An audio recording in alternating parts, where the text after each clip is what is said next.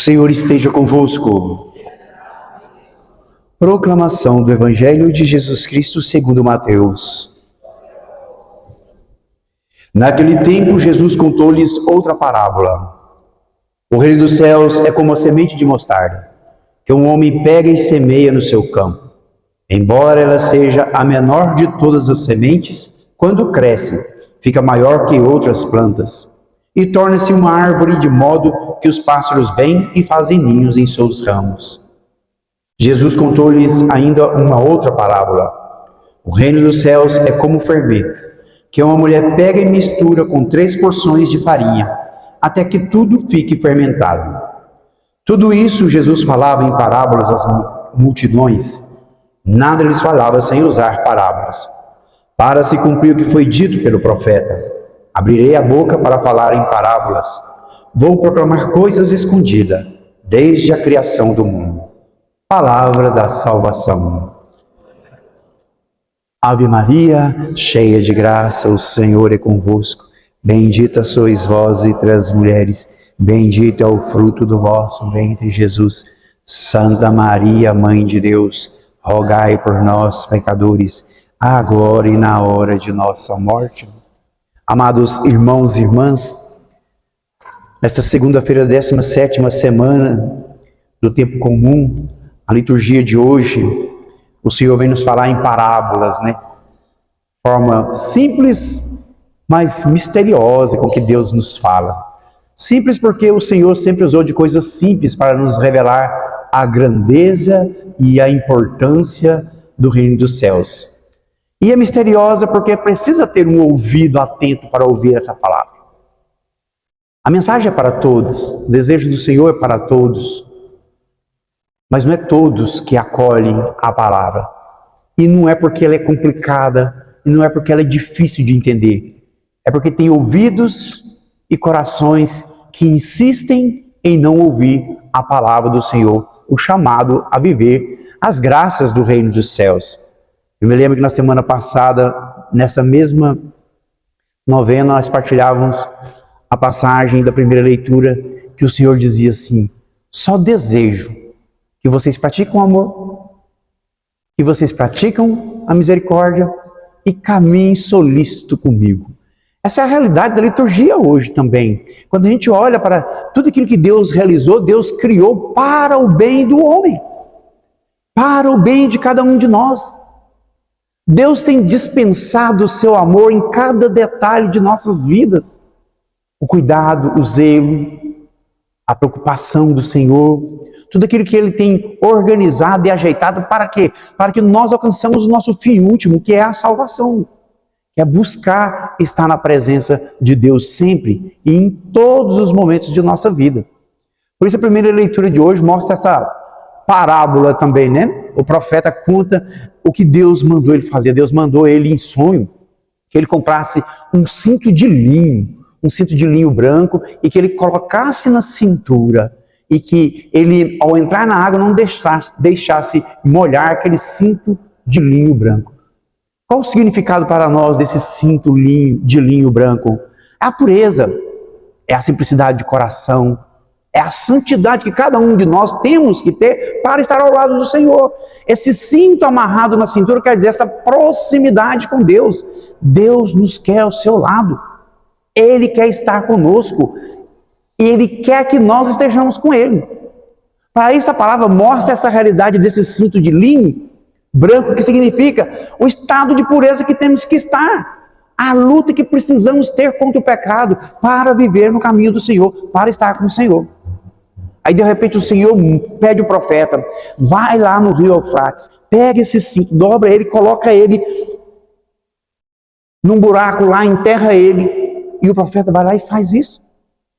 Aí depois, um tempo depois, Deus manda o profeta ir lá no rio Eufrates, buscar aquele cinto, e o profeta vai certificar que ele está todo podre, ele está todo contaminado. Aquele cinto de linho que era branco, que era um sinal de pureza, agora ele está todo corrompido, todo carcomido, manchado, porque ele ficou ali jogado. Se você faz uma rápida pesquisinha aí no seu Google aí, no seu celular, você vai ver. E eu Fiz essa pesquisa. Qual é a distância do rio Eufrates da cidade de Deus, da cidade santa de Jerusalém? Aí os estudos nos mostram lá mais ou menos 550, ou linha reta, ou de curva, ou 700 quilômetros de Jerusalém, de onde estava o profeta. O que isso quer dizer para nós? Quanto mais longe de Deus, mais estamos sujeitos ao pecado. Quanto mais longe de Deus, mais você é frágil, mais eu sou frágil, mais nós somos suscetíveis a ser carcomidos, manchados pelo pecado. A nossa proximidade é muito importante, porque é Deus que nos santifica, é Deus que nos capacita, é Deus que nos ensina, é Deus que nos faz viver a realidade da fé. Não é pela sua força, não é pela minha força. E o profeta vai certificar ali que ele está todo manchado, porque longe de Deus, exposto ao pecado, exposto às coisas que nos afastam do Senhor. E ele continua dizendo, no versículo 9, isso diz o Senhor: assim farei apodrecer a grande soberba de Judá e de Jerusalém, este povo perverso que se recusa a ouvir as minhas palavras, convive com a maldade no coração e vai atrás de deuses estrangeiros, prestando-lhes culto e prostrando-se diante deles. Será como este cinto que não serve para mais nada. Amados irmãos e irmãs, para que servimos longe de Deus? A gente pode ter tudo que esse mundo oferece, mas longe de Deus, de que nos serve essas coisas? De que nos serve? Só para nos afastar do Senhor, só para nos tirar da presença de Deus, e é essa força do pecado. Por isso o Senhor usa essa imagem do cinto, que precisa estar puro para estar ao lado do Senhor. Precisa vencer o pecado, precisa vencer os obstáculos que é colocado entre nós e Deus. Nós muitas vezes, e a igreja nos ensina a diferenciar, o pecado venial do pecado mortal. E nós muitas vezes travamos uma luta severa contra o pecado mortal. E a gente muitas vezes vai se vangloriar. Não matei, não roubei, não prostituí, não adulterei, então eu estou na paz de Deus. Realmente, o pecado venial, ele não rompe a nossa amizade com Deus, mas ele fere esta amizade. Ele fere essa nossa relação com Deus. E nós muitas vezes estamos preocupados com o pecado mortal, e temos que preocupar mesmo, mas nós estamos cada dia mais entrando e vivendo uma realidade de pecado venial, que mais cedo ou mais tarde vai nos levar a um pecado mortal. A igreja nos ensina que nós precisamos ter esse zelo e esse cuidado. Os santos padres da igreja nos ensinam que nós precisamos ter tanta preocupação com o pecado venial quanto temos com o pecado mortal. Porque a gente vai protelando uma confissão aqui, protelando aqui, vai consentindo com um pecadinho leve aqui, outro pecadinho leve ali. E isso vai manchando essa pureza, vai manchando esse nosso estado de graça que precisamos ter para com o Senhor. Isso nos enfraquece espiritualmente. E fraco espiritualmente, o que nós podemos fazer?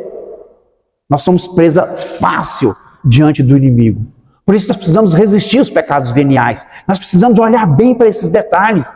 Não abrir pequenas concessões aonde o inimigo entra, mas sermos firmes e resilientes.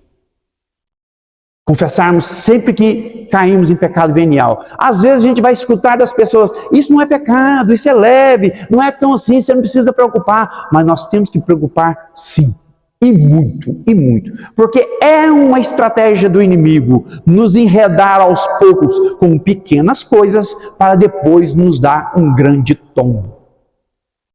Para depois nos afastar de vez do Senhor. Eu peguei uma passagem muito interessante, eu gostaria de partilhar com vocês. Isaías 59. O quanto nós precisamos ficar atento ao pecado. Isaías 59, capítulo 1. Depois você pega a palavra na tua casa e você aprofunda nessa palavra. Não é a mão do Senhor que é incapaz de salvar. Nem seu ouvido é demasiado surdo para ouvir. São vossos pecados que colocaram uma barreira entre vós e vosso Deus. É o nosso pecado. E nós temos que levar a sério essa realidade. Eu já partilhei com vocês outro dia, eu já estava pensando e rezando, pedindo a Deus, me ajuda a falar um pouco mais do seu amor, não quero dar bronca no teu povo, não quero falar do pecado tanto assim. Eu queria tanto pegar leve, eu queria tanto poder ser mais macio, mais sutil. Esses dias eu vi alguém criticando o Frei Gilson, falando assim, que o Frei Gilson fala a verdade, mas às vezes ele é forte demais para falar a verdade. Ou gente falando forte no nosso ouvido, não está obedecendo, imagina se a gente for fraco, frouxo. Mas Deus tem mandado falar do pecado. A liturgia vem nos alertar sobre o pecado, nós vamos fazer o quê? Porque não é Deus que não pode salvar, não é Deus que não quer salvar, é nós que não queremos ouvir e estamos consentindo o pecado, e o pecado é essa barreira que vai nos afastar do Senhor. Ele pecado leve ou ele pecado grave.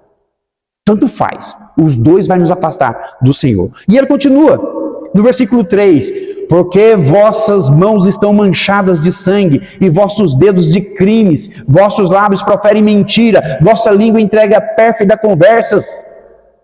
Pessoa alguma cita injustiça com razão, ninguém pleiteia a boa fé, apoia-se sobre falsos argumentos, pretendendo-se aquilo que não é. Concebeu-se a intriga e gera o crime. Chocam ovos de áspides e tecem teias de aranha. Se consomem seus ovos, morre-se. Se quebra um, sai dele uma víbora. Presta atenção, o poder do pecado. Nós temos que abrir os nossos olhos.